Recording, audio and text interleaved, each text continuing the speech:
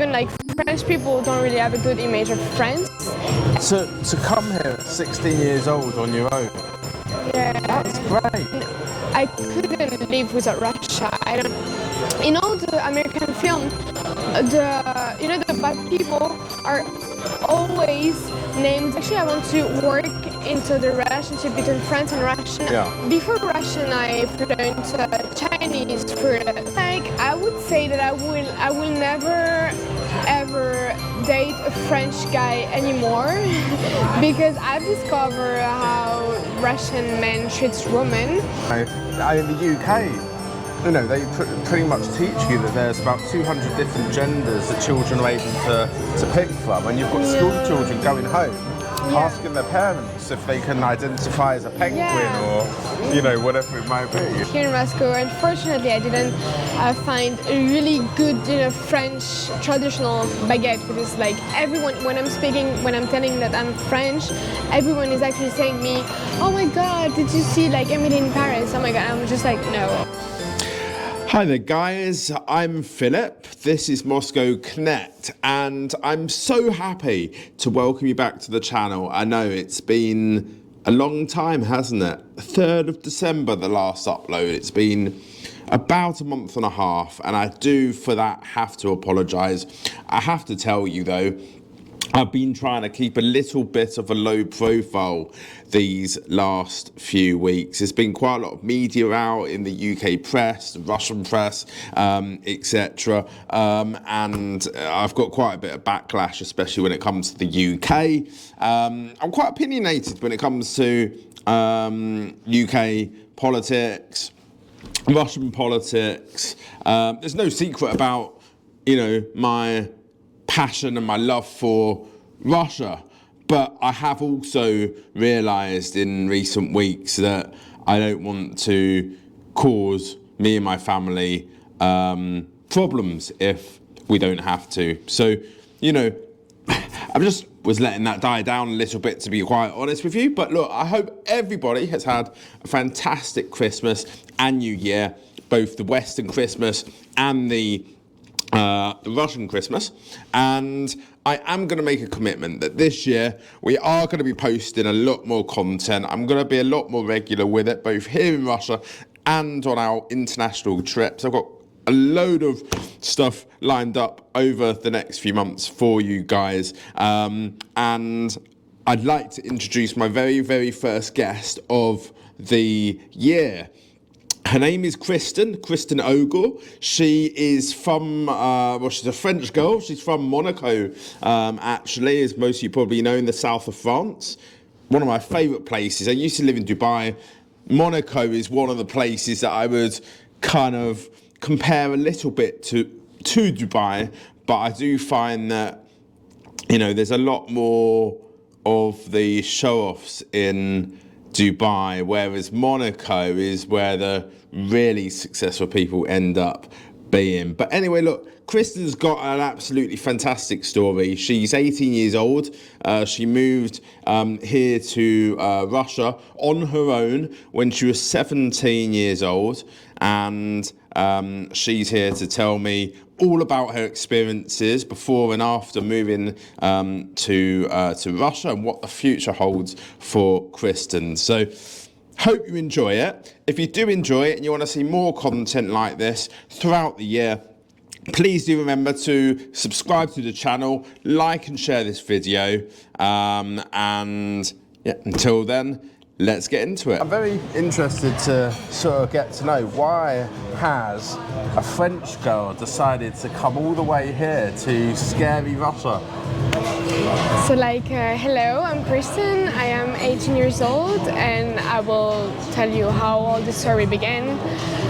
So actually, I started to fall in love with Russian, so the language, when I was 10 years old. Yeah. So I don't know why I don't know. I think it's just like God's, like, I don't know. And I just started to feel that I need to learn this language. So like I came back to like school. I came back home and I started to just like on YouTube search video for to learn alphabet and like a letter and how to read in Russian. And I just started to read in Russian. I was like 10 years old, and I started to learn by myself Russian. And I actually just like listened a lot of Russian speech and stuff. And I started to take class of Russian, and at 16, I decided that it was the moment for me to go discover Russia, because before this, I never been to Russia. But I already knew I'm gonna like Russia, and I already knew I will love this life, you know. So I just first time came here in 2022. 2023, and I... 2022 or 2023? 2023, yeah. So after the special military operation had started? So the war was actually in Ukraine already. So it was a little bit like crazy for me to go in a country, like at first Russia, like even like French people don't really have a good image of France, and there is war like adds to this, and so but I still wanted to do it, so I did it. And so I was 16 and I came to Russia through Istanbul.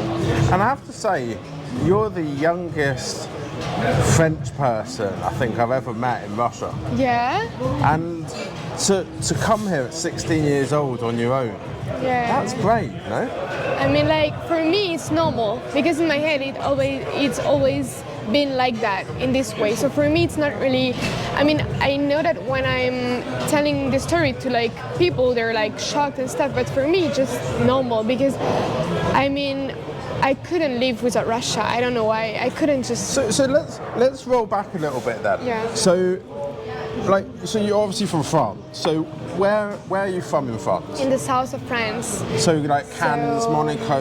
Yeah, from Nice, but I lived in Monaco as well, but Nice most of the time. You lived in Monaco as well? Yeah, a bit, but I'm born in Nice. So your parents have some money then? A little bit, yeah. I mean, like, you need to have some money to move in another country, I guess, because thanks God they're like helping me with money, and they like send me money for me to live here on my own. I've seen some of the places in Monaco. You can't hire like a shoebox for, you know, €1 million. It's like crazy. Yeah. You need to have some money. Yeah. So what do your family think about you moving here then? Are they supportive?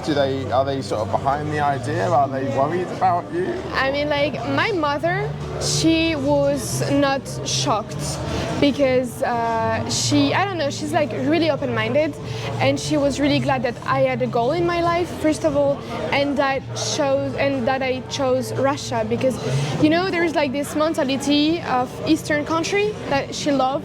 The thing is, here in Russia, people are really like respectful, they respect rules, and there is this idea of like Russian people are really like respectful for women and stuff. And she was really glad that I chose Russia over America, for example. She's not really a big fan of American mentalities, but yeah. My father was a little bit afraid, actually, and by the way, when I decided to go in Russia, when I was 16, he actually wanted me to call the embassy, the Russian embassy, to ask if I could go to Russia, like with the war. Like, he wanted to make sure that I would not be shot or something. And so yeah, he was afraid. And all my family, like brother and grandmother, they always consider me as a little bit crazy. So like they were like, okay, do your own thing. I think you. So have they been here to visit you since you moved here? No. No? My family never went to Russia, but they plan to. So like in April they will go to Moscow, and we will all together go to St. Petersburg, which is my dream. Okay, well that's nice then. Yeah, but not my brother. Is a little bit skeptical about Russia. Because he's scared of coming here. Yeah. And why is that? It gets Because the Western propaganda. Yeah, like the image of Russia, like for real, it's not a joke. In France, the image of Russia is like I think it's from the film from America, for example. In all the American film, the bad people are always named Vladimir, for example. They always like speak Russian, like with a this scary accent. And I think it's this image of Russia that people that never been to Russia have of Russia. So yeah, if you've never been here, you cannot have a good image. And what were you doing before you moved here then? You were obviously at school? Yeah, high school? Yeah, I was in high school. Yeah. So you finished high school, and then you just had this sort of crazy thought, I want to go and try something different. Yeah, I mean, I always wanted to move in Russia. I mean, maybe that's why my parents allowed me to go to Russia. When you say always, so when did it first appear on the radar? When you were when like I was 10? 10, yeah, when I was 10, I started to like Russia and to like watch video of Russia and to try to get Russian friends, even though I was not speaking Russian at all. But I tried to like communicate with them with like Google Translate, And yeah, it started. I mean, we'll get into it later, I'm sure, because I know we've had a conversation earlier, and you said how you want to get into politics and sort of this field, and this I'm super curious about actually, because if you want to work for French politics, it's a little bit touchy that you can't kind of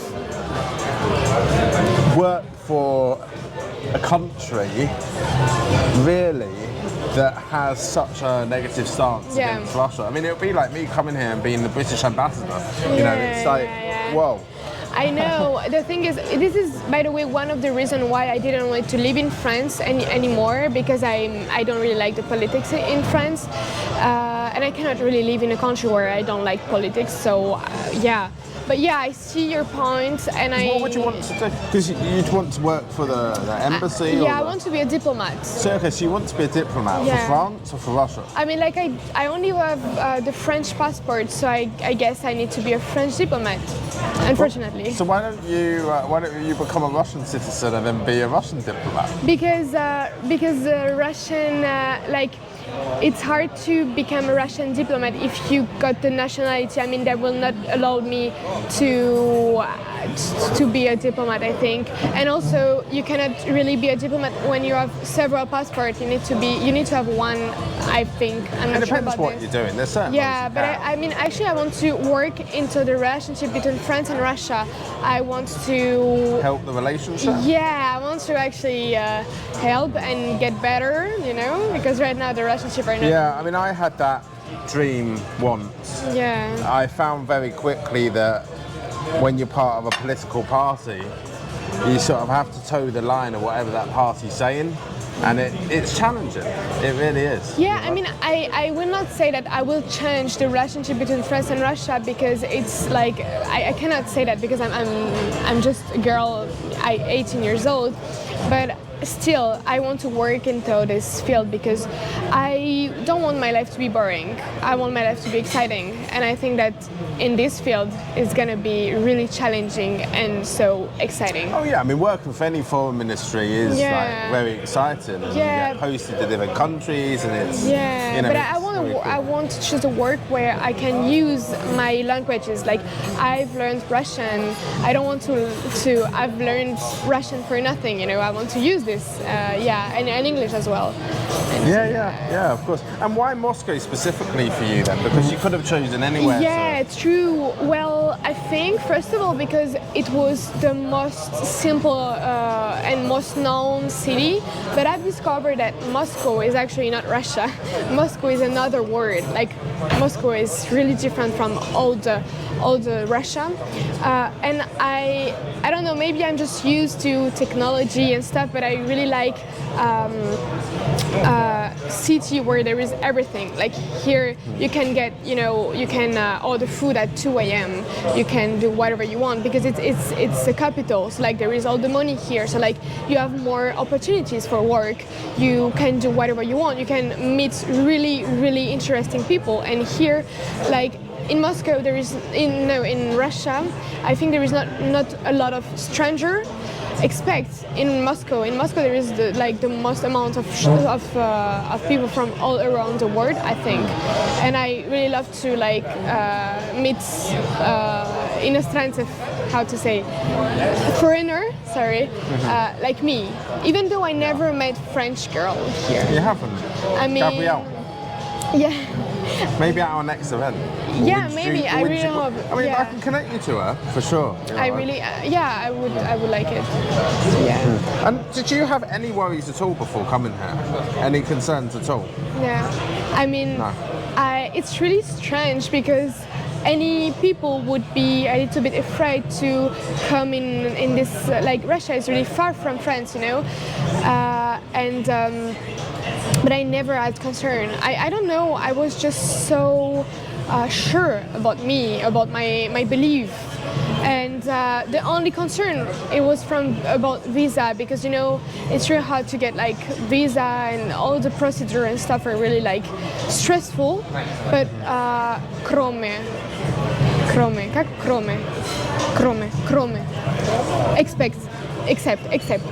except about visa stuff, I never had concern about Russia. I mean, Right. Yeah.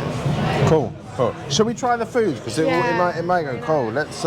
You do some food from Mexico. You're not really in the theme. It's better. Well, yeah, I like the quesadillas here. The same with Cafe Mania. They do very good quesadillas. You know Coffee Mania, but for example, this type of coffee that opens 24/7. I mean, Cafe Mania's open 20. This place probably is too. no, not this place, but Coffee Mania is open. I think 24/7. It But is, yeah. This type of store there is not in Nice, for example, stuff 24/7 and. No, see, that's one of the things I was most shocked by when I moved here. It was so easy, so simple.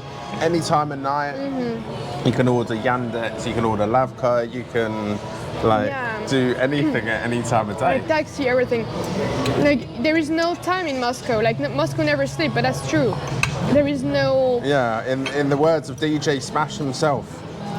Yeah, but there's no limits. I feel like here there is no limits, and for jobs and stuff, there is no limits. I feel like the career here can be developed faster than anywhere else, but it's just maybe because I love Russia.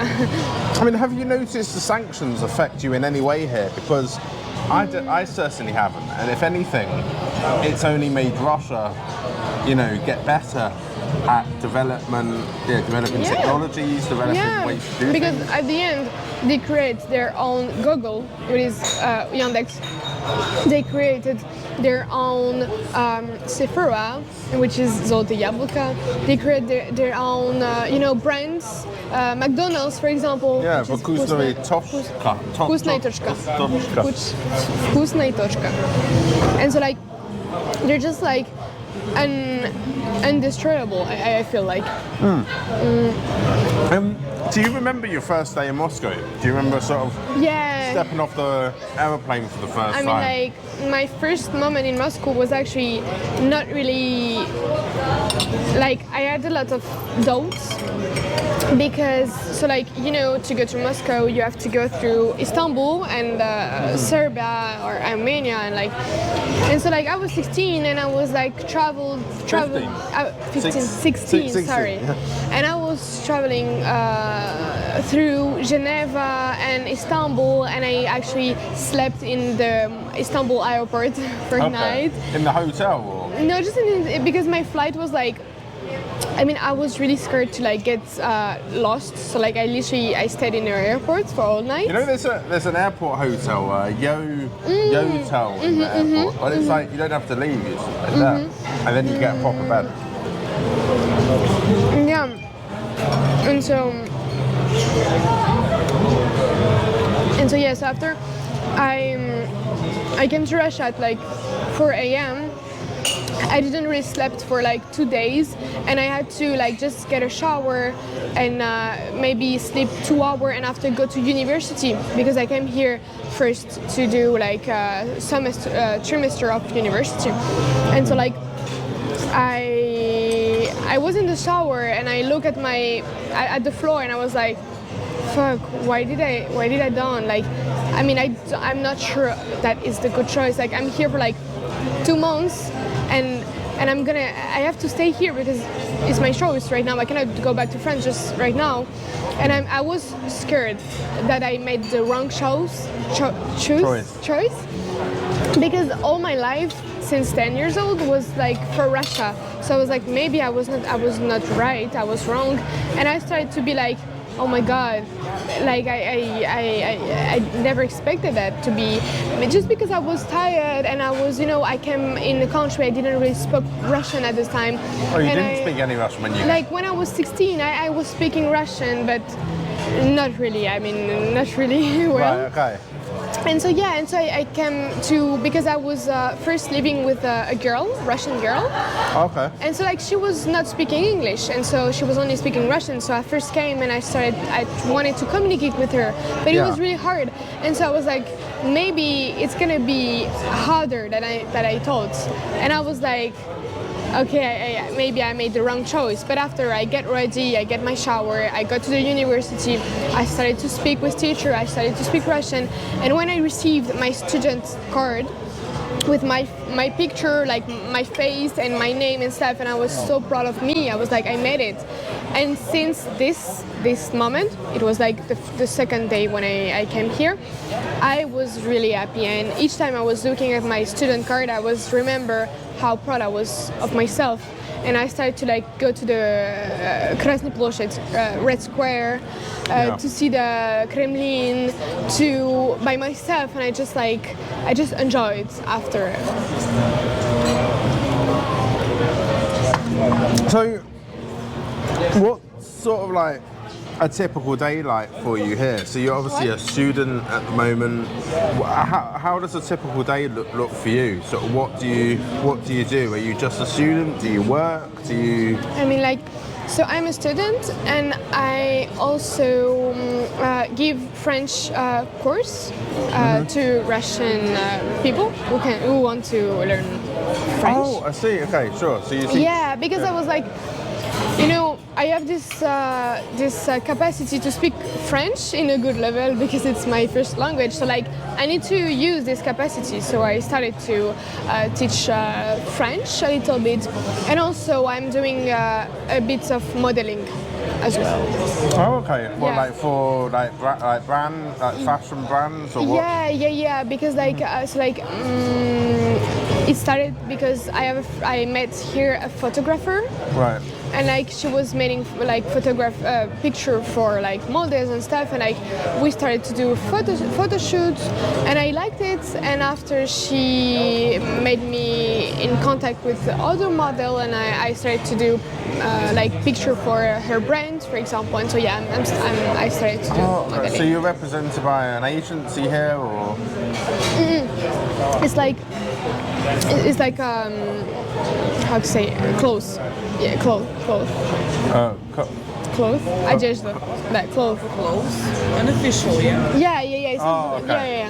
Yeah, I mean, I'm not like Azeri or something now. So did you find it hard to learn Russian? Because you're obviously quite fluent at Russian now. Yeah. Did you find it quite hard to learn the language here? I mean, I think to learn a language, the most important is to have the feeling with this language. I mean, before Russian, I've learned Chinese for 3 years. So you're fluent at Chinese? I mean, no, because I didn't have this feeling with Chinese. So like, I've learned it. I had a teacher. I was doing course every week and stuff. Yeah, I can say ni hao. Ni hao ma, but like. I lived in Hong Kong, but I didn't. You lived in Hong Kong. I did for like 5 years. But Oh my God. I didn't learn Mandarin or Cantonese. Why you didn't learn it? It's really useful. I got really basic. I mean, in Hong Kong, you don't really need it because like so many people just speak English. Obviously, it used to be a British colony, right, Hong Kong. Yeah. But mainland China, there's where the problems start. It's just so difficult. Yeah. I mean, you think Russian is difficult, and that's true. Russian is really difficult, but I think that Chinese is way difficult. I didn't get the feeling with Chinese, and so I so for me, I would say that the best advice is to have this feeling with the language, but it's not really something that you can get. It's something that you're born with. And like, I don't know, I feel like I was meant to speak Russian, I was meant to learn Russian because my heart told me, because I have no origin from Russia, I have no member family from Russia, and I just decided like that to learn Russian, sorry. So I just assumed that it's my heart who said to me, and so I was like, okay, I will learn Russian, and it was quite simple for me, I don't know why. Maybe also because I was a kid, so like it's simple to learn when you're like 10. I feel like the British are the worst nationality in the world at learning languages. They just literally... Because you have, this sound, for example, oo, you get like oo, and in Russian you have to say like woo, and like you get some sound that is really complicated for you to make in Russian, and I don't even know if you can like learn it, to do the sound. Like it's something really complicated because your tongue is not really... Yeah, see, we learn French at school in the UK, and I had the opportunity to practice a bit of my French. Do you like French even? I mean, I can get by. And when I was younger, I went with my family to France, and a lady slapped me in the face because I asked the wrong question, because I was asking for directions to the boulangerie, but instead I asked her where is her lingerie.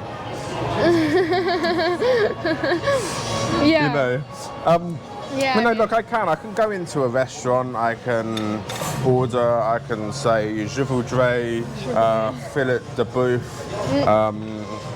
s'il vous plaît, whatever, like l'addition s'il vous plaît, I can, Yeah, but I feel like French is less useful than Russian, I don't know. I would say it's less useful. It's good for France and Africa, I guess. Yeah. All African people are speaking French. I was shocked when I heard like African people speaking French, and I was like, how? And they just like explained me that it was like one of the language there. But here in Russia, like people like French language. I don't know why. Yeah, but a lot of them do seem to like French. I don't know what it is. What? No, I don't know why either, but I hear this quite a lot, that a lot of Russians... they're all like, it's a really romantic language and stuff. Maybe they think about Napoleon, or when they hear French, I don't know. But like, I don't know, because I'm used to speaking French, so I don't really see. But when there is days when I don't speak French at all, because I'm speaking like Russian and English here, and like when I speak French again, I'm actually listening my own French, and my ear are not really used to French anymore, and so like I'm discovering this language again, and I'm like, yeah, that's true, that it is beautiful. I can see the point. It sounds like really original, and so I can understand those people at the same time. Yeah, of course. And do you feel now like you're fully integrated into Russian life?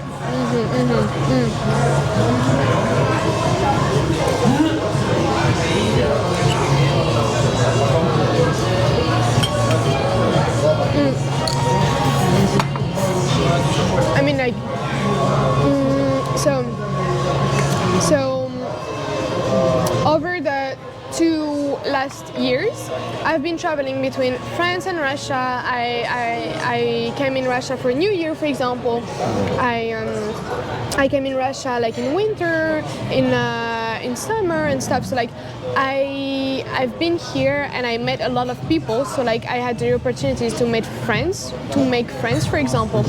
And so I think that it's a part of the reason why I feel 100% integrated to the Russian life, because right now, so like I am studying here, but I have my own life, my dream was to go to the Bolshoi theater, like the Bolshoi theater. My dream was to go there, and like friends of mine invited me there. So like I feel really that I'm really integrated here, because I have a lot of friends that I made over the years. So like I have a lot of people that I trust here, I have my own habitude. Like I have my own. I have my favorite coffee here in Russia. I have my favorite restaurant. I have my favorite place, favorite stuff, and it creates for me a comfort zone here, and I'm feeling really like home. I feel like home here for real. More than France? Yeah, I would say so. Okay. Even though like there is moment, like really simple moment, for example, I remember for Christmas we were here in Russia, and obviously I have no family here, so like I was during Christmas with friends and we just went to a supermarket. We just bought some stuff to do borscht, which is like a Russian soup. Yeah. And we just like, it was just random and simple. We were just like buying stuff to do borscht all together.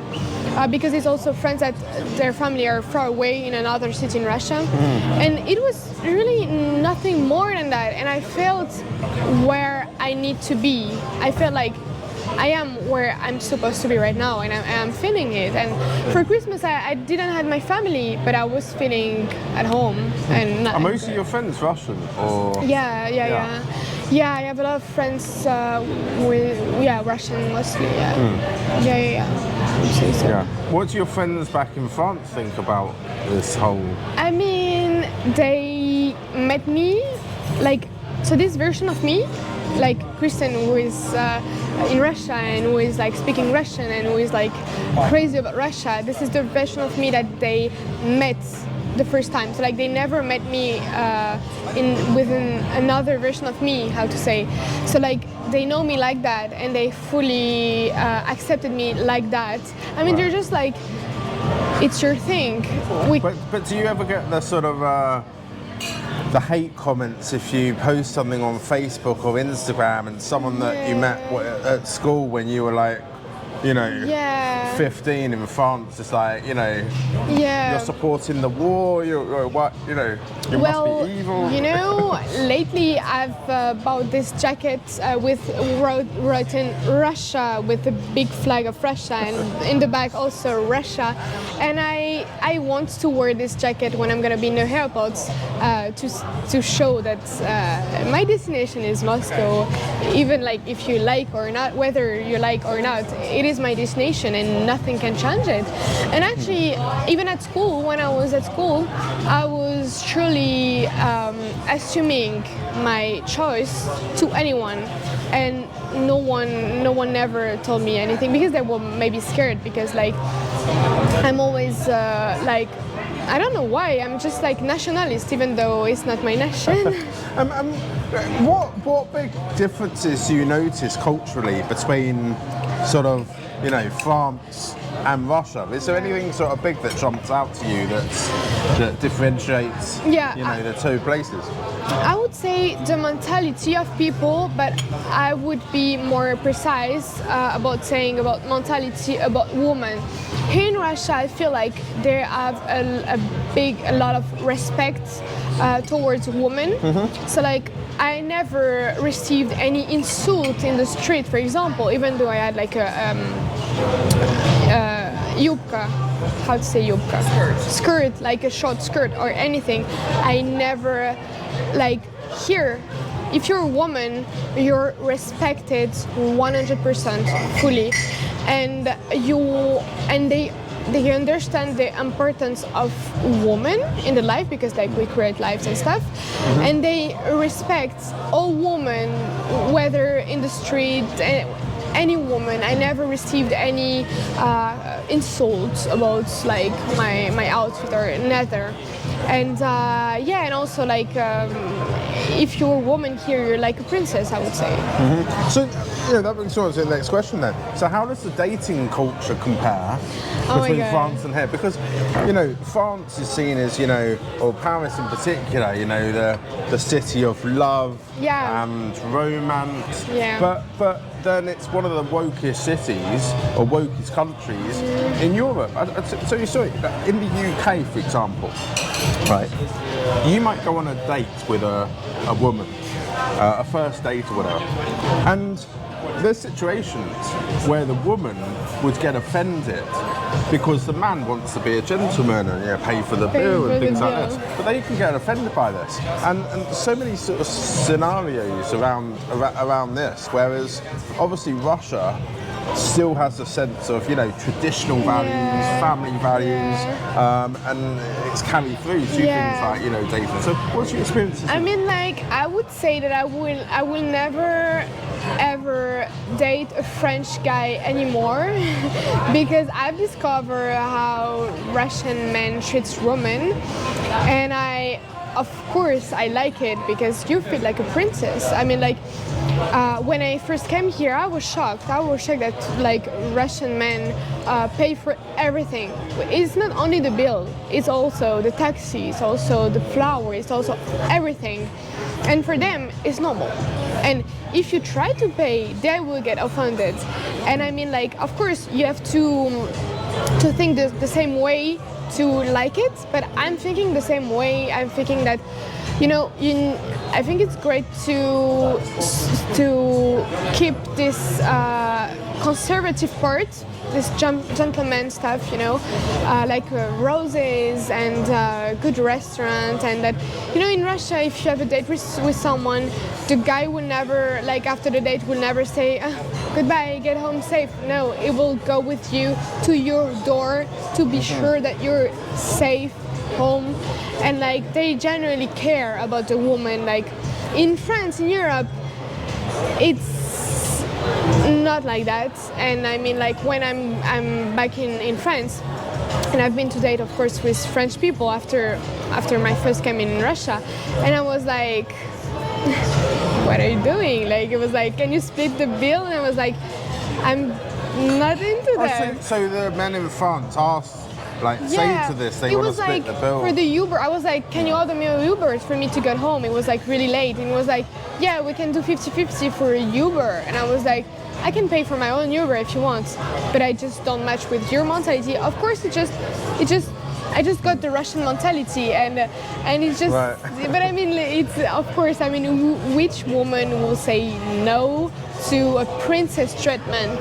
Because here, princess treatment is just normal for them.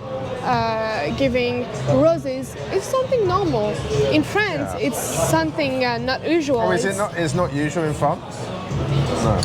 I mean, I've lived in France for 16 years, and I received roses, well, one time, and I had to ask for this. Here, it's been 3 months, and I've received 100 roses and a lot of bouquets, and it's been only 3 months, so like, yeah. Okay. Yeah.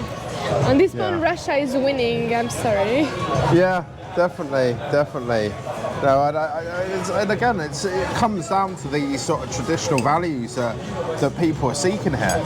So many people in the West are just completely fed up with the way it's going because, over the years, places like France and the UK, they've lost what it should be to, what is a man, what is a woman, what is the function of, and again, this is not, men saying, women should be at home and they shouldn't work and they're there to produce babies and take care of the family. Yeah, but that's crazy because here, men, at the same time, they don't think like that.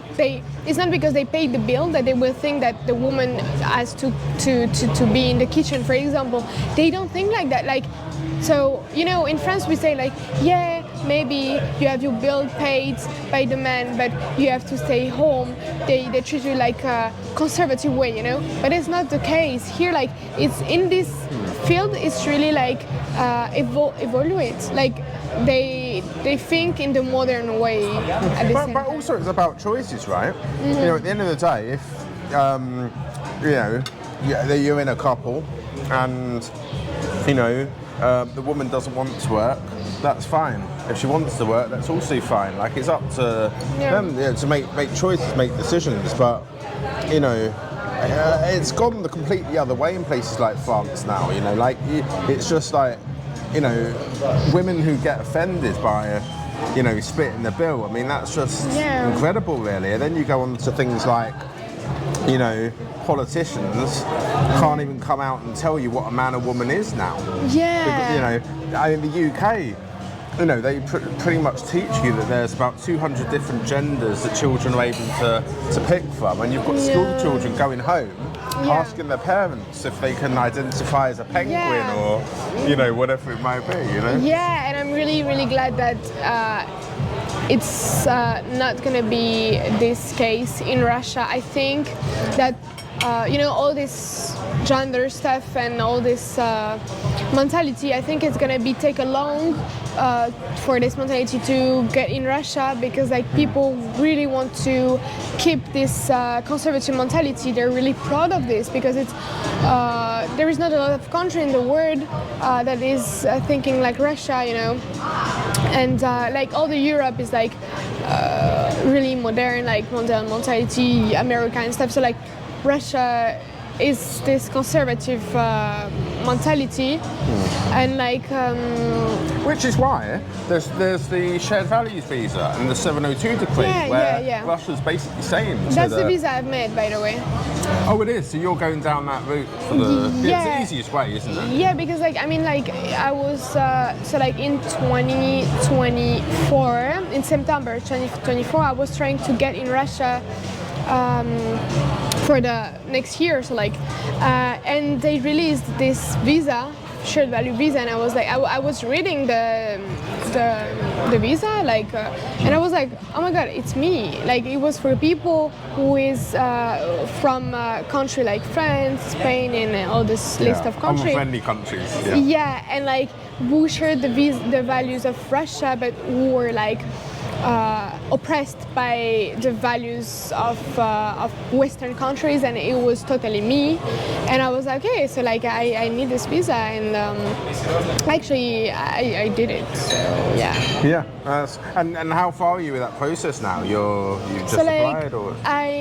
So like for the short value visa, they give you a visa for 3 months for you to go into the territory, into the Russian territory, and then within this 3 months, you are supposed to get all the paper done. There's a lot of paper, and to go to the immigration center and to give all this paper to go to do a RVP. And so I had the visa for 3 months, actually finishing today, by the way. Oh, so you didn't come here on a student visa then, initially? You came here straight away on the... Yeah, I didn't. I don't have a so you had a shared values private common visa. Yeah, and so I gave out the document like, like your police report, 2 months ago, and so they accepted, and right now I am in the procedure to get my RVP, so I have to wait right now, and I received, like today actually, they gave me this green card.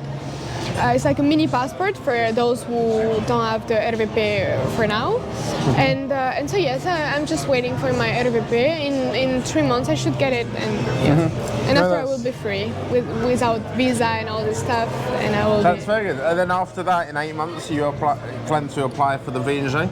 Yeah, I mean, I think so. The thing is, you know you can, right? Because now, as a man, you actually have to be a bit concerned by this, because they brought up the new 821 decree, which basically means that if you're a man, there's a little technicality now where they'll ask you to serve a year in the military.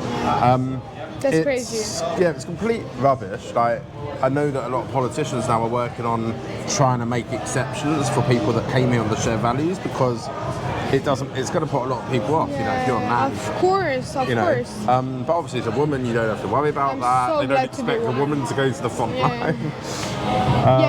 That's the Russian mentality. Like, maybe in France they would have been like, you're a woman, but that doesn't matter, because we have one gender, and so everyone is equal. But I'm really glad to be a woman, because of course, if I would have been obligated to go to the war for 1 year, I would not be here, I guess. No. My mother would not allow me this time, I guess. No. So on to sort of the safety aspect then. We've touched on it briefly, but you know, I'm sure you would agree that Moscow's a pretty safe Oh my God, city, I right? never felt that safe in a city. Like here, I love to run, to go on a little running. And like I can run literally at 2 a.m. I don't know, not really in winter because it's really like cold, but still I can go on the street at 2 a.m. like really, really late. I am sure that nothing will happen to me. And like, it's so safe. That's crazy.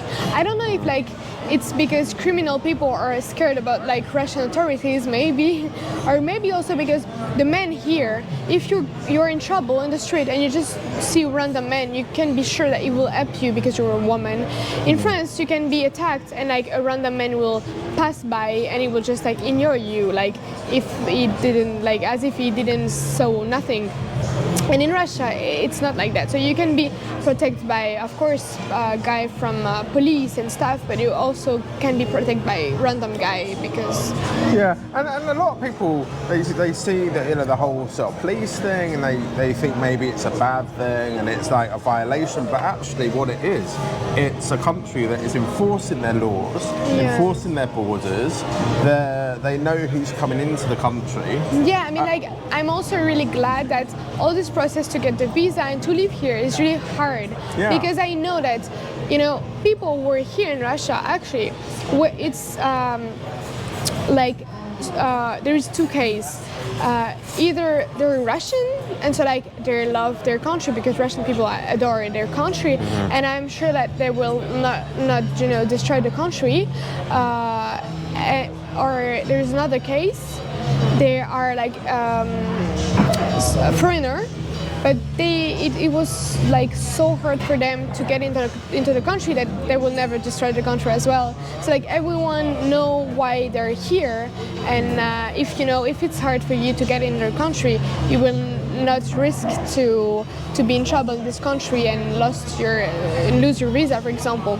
So it's hard, but at the same time, it's really nice that unlike places like the UK that they treat the illegal immigrants better than their own citizens. Yeah. France probably is similar, although a lot of the immigrants, they go to France and they're not satisfied. They want to then cross the channel to give it our problem because we give even more, and it's ridiculous. It's crazy Five-star because hotels. In France, when you're a foreigner, illegal foreigner, you can even receive money from the government. And if you're French, then you have nothing. No. Yeah. That's it. So it's it's not good. When it comes to the cost of living compared to France, is it cheaper here than France, or what's your experiences? It's way cheaper than France. For example, this dish, it's about like €7. For example, in France, it would have been 3 times expensive. 3 times the price. Okay. Yeah, like I mean, here when it comes to, for example, taxi, like in France, you can't really take taxi because if you take taxi, you will be so disgusted about the price that you can really enjoy your ride. Yeah, your eye is fixed to this little device that's going up and up and up. Yeah, and here, like taking taxi is just like normal because it's really cheap. I mean, for me as a French people, I see as it's cheap for sure. Like for Russian people, it's not cheap. And also since the war, the price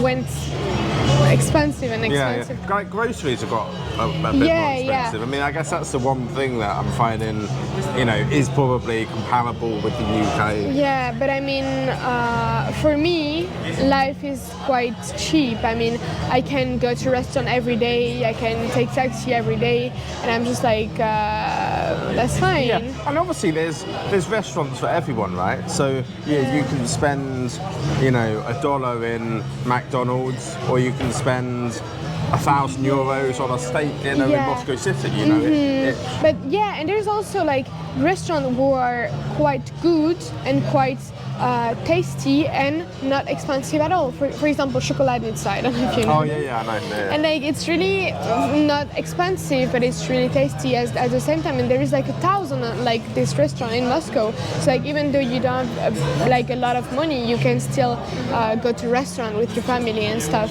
And Are there any sort of conveniences in Russia that you find quite impressive? I mean, because I personally, I found how technologically advanced Russia is compared to most countries.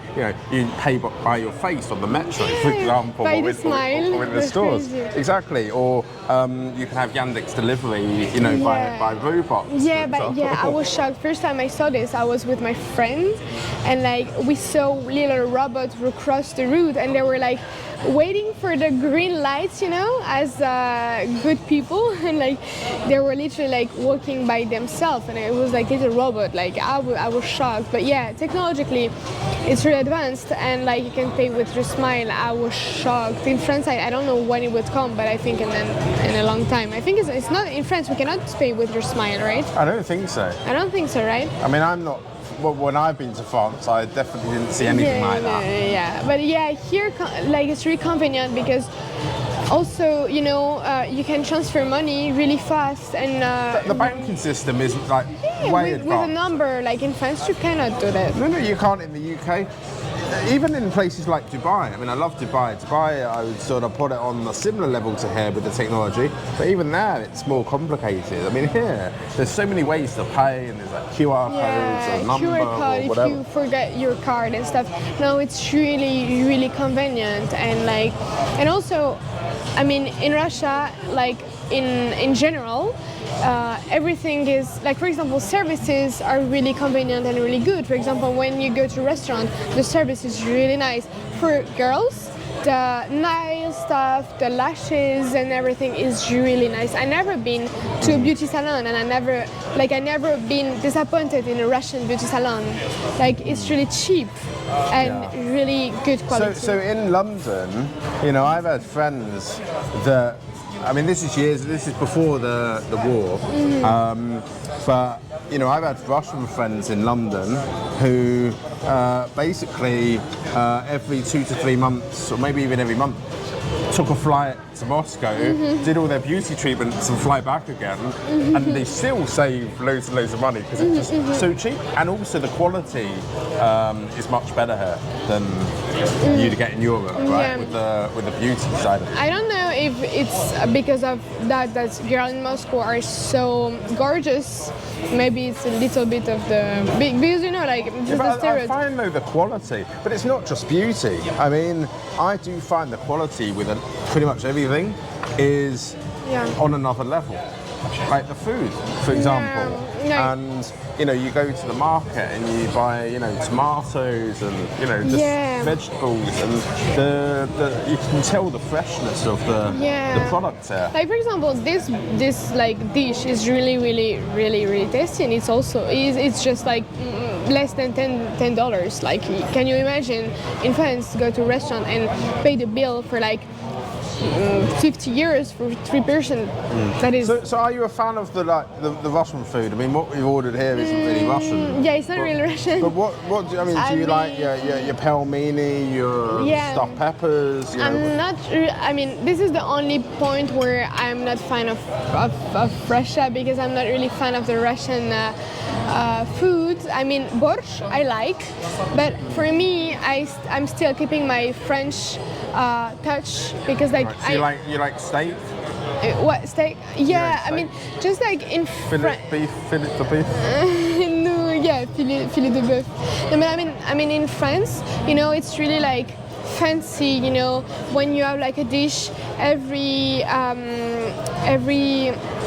thing is in its own place. You have the sauce, you have all this stuff, really good. And in Russia, it's more you take everything you have in your fridge and you just get all together, and this is a borscht, and that's it. I mean, that's where borscht comes from, right? It's sort of you just take. I mean, for the Russian dish, it's more for example, salad with a lot of stuff inside. You have everything on the same, on the same recipe, and I really like when there is a little bit of this and little bit of this, and I'm still French. So are there any good French restaurants you've been to when in Moscow? Or? Yeah, there is French restaurants. There is this bistro. Bistro. Bistro, French bistro. I even talked with a chef because he's actually French. He's a real French, and it was really there was like not only food, also the atmosphere. You know, like Frenchy atmosphere, Frenchy decoration, and you can really feel like you're in Ratatouille. You know, for example.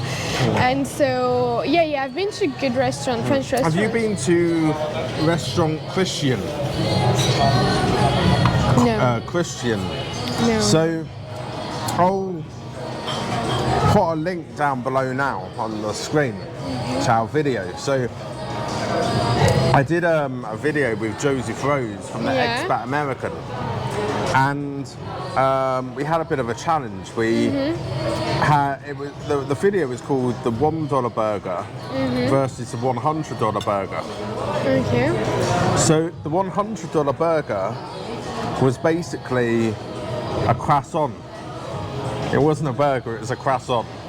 And it's the most expensive croissant I've ever tasted. And it was $100. And it's served in kind of like this, like a suitcase with steam coming out of it.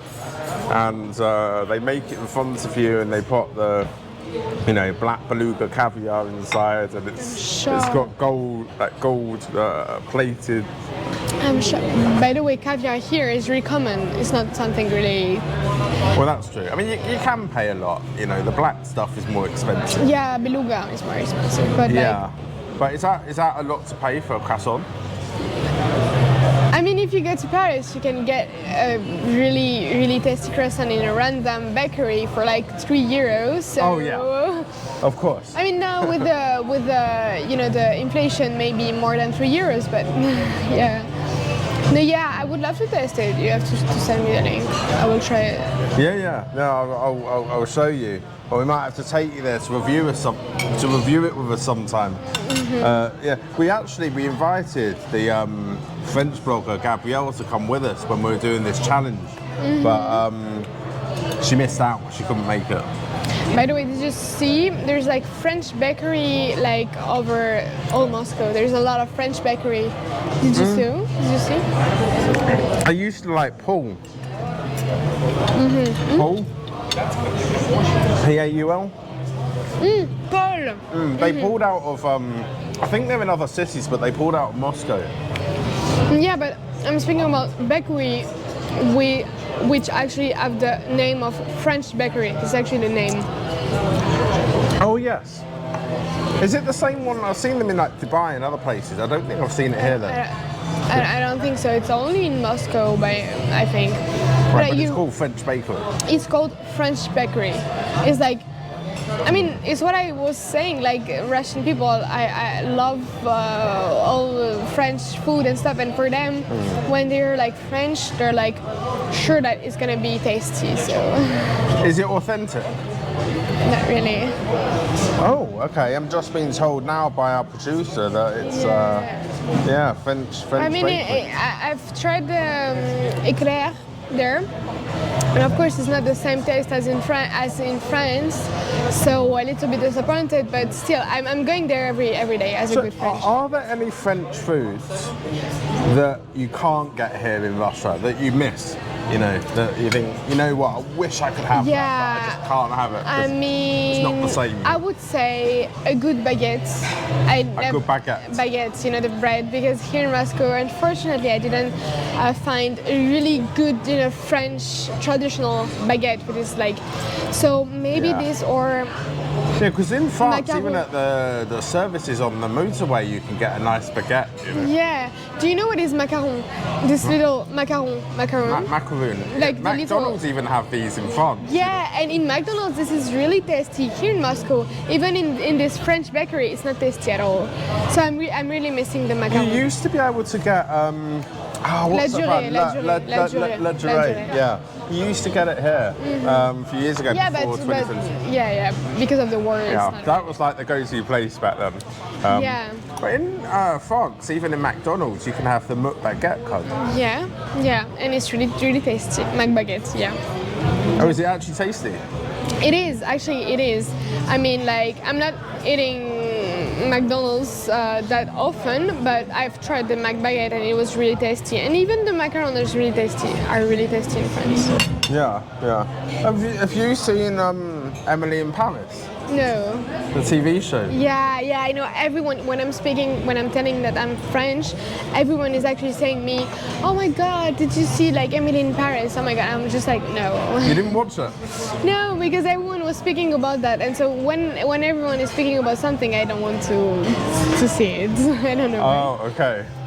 Yeah, They but put no. Paris on the map though, definitely. It's, Yeah, but no, I need to. even Macron, Bridget Macron was in, she had a sort of a guest appearance in there. Yeah, I even didn't know. Cool. So,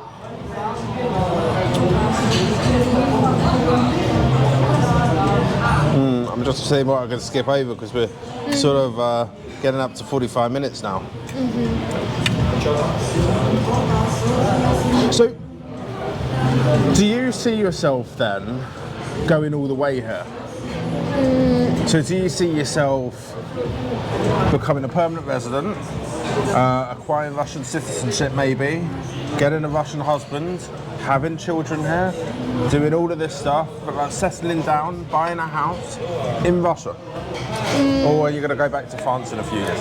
So like, actually, I knew I wanted to live in Russia at least for all my studies, so like for 5 years. I know I will stay here for all my studies at least. I really want to get a Russian husband actually, but I mean, everything is like, speaking about husband, I'm accepting everything except French. Even like I had ex from London, and I really like the mentality in UK. Like, it depends on. You had a who, British boyfriend? Yeah, British boyfriend. Okay. So I'm not, hold on. So just touching on that. So you like the mentality, but because the thing is, here's the thing: 99% of people from the UK, they've got the other mentality of, do you want to split the bill? They won't hold the door open for you. They won't open the door for a car. They won't do this. They won't do that. my ex was not like that. If he would have been like that, I would never have dated here. Okay. Yeah, so like I see myself. I will never say right now that I'm sure that I will live in Russia all my life, because I still love to discover countries. Like, I'm not against to move to London, for example, because I really love London. I love the architecture there, and even though it's really expensive, but fine. I'm not against to move to London. I think I don't want to come back to France because I don't. At least not while Macron is president.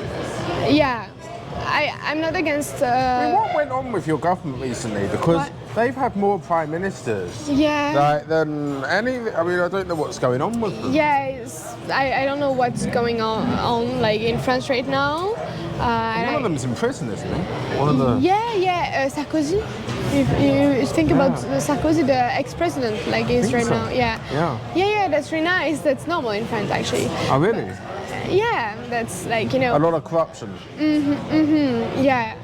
But so yeah, I might see myself here, have kids. I would be actually happy to have kids here, because there would have been, you know, this Russian values. And so I don't want to have kids in France, for example. I don't want my kids being maybe in trouble, like transgender and stuff. I don't want this, and I feel like... No, at least now here, if they go to school in Russia, at least you know that they're going to be taught the right values right from the beginning, right? Yeah. So I'm... Not warping their brains with all this LGBT nonsense. Yeah, so I think I see myself here, live here.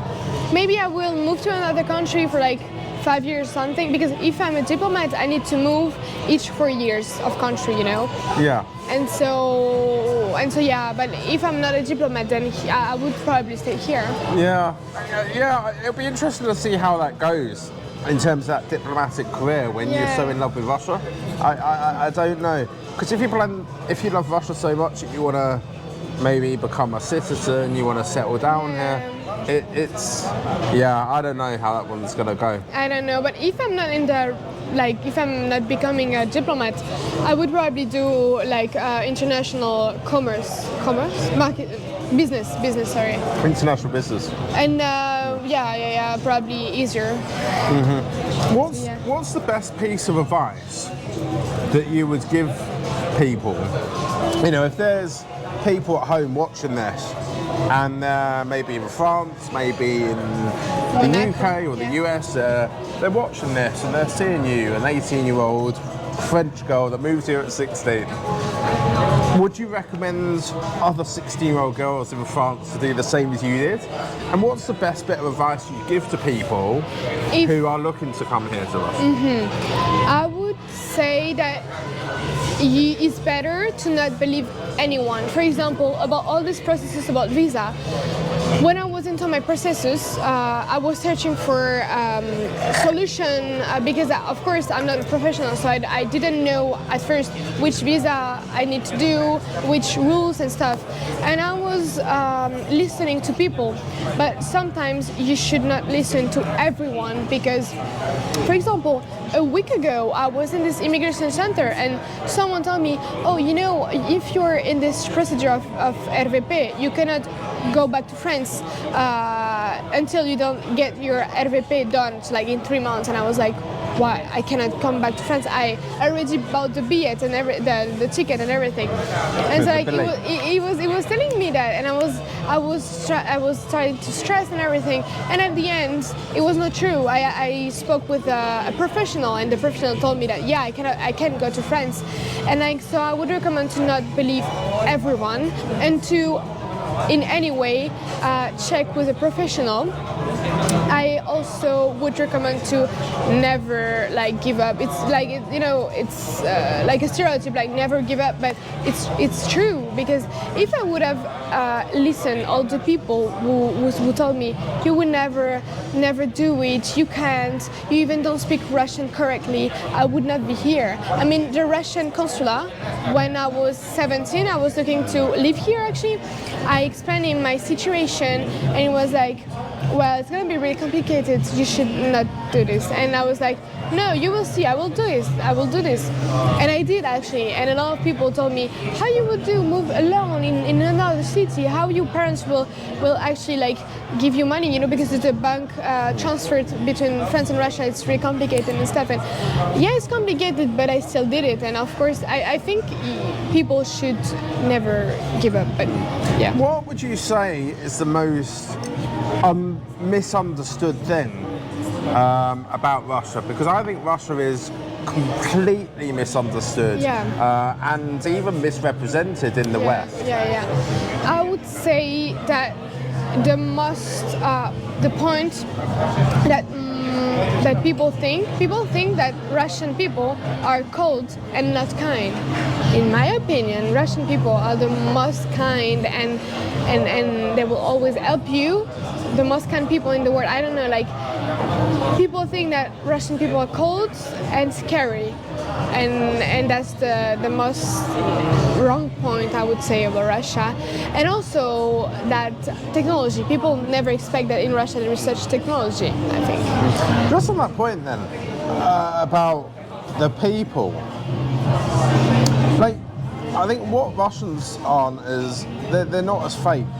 Some countries, they'll just say, oh, hi, how are you? They don't mean it. They're not sincere, but they'll just sort of say it. Russians probably won't as much maybe not greet you as friendly at first, whatever. It's not because they're being cold.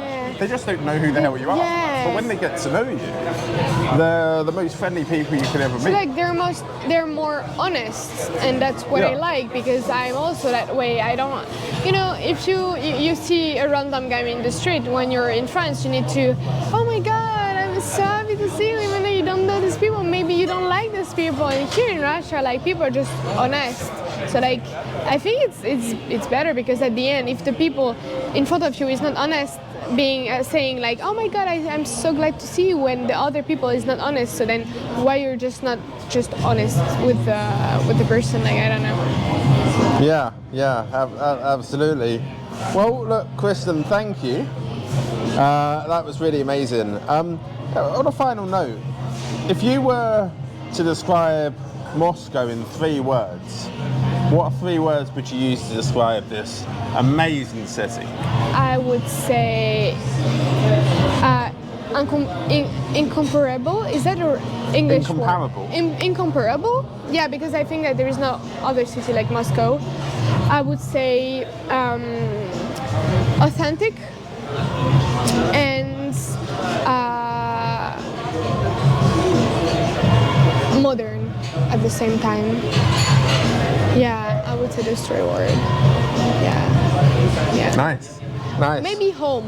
Maybe the last word is home, because everyone can feel like home here. I don't know. Of course. Yeah. Well, look, Kristen, thanks for sharing your story. We'll let you eat now. But look, I really, really do appreciate that. Anyone watching at home, you know what to do. Subscribe to the channel.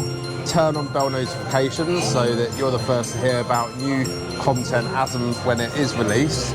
And keep following the journey here, because we're bringing you real news, real stories, and we'll show you the other side of life in Russia. You know, why listen to the BBC or Sky News or CNN or all of these channels? They're just giving bullshit propaganda time and time again. But what we're doing is showing people that there is another side to life here in Russia. And if any of you guys are interested in moving here or have any questions, feel free to reach out to myself or a member of the team, and someone within the Bridge community and Moscow Connect will get back to you and try and help you guys navigate the process to move here. But until then, guys, do svidaniya, and we'll see you all on another video very soon. Пока. Okay.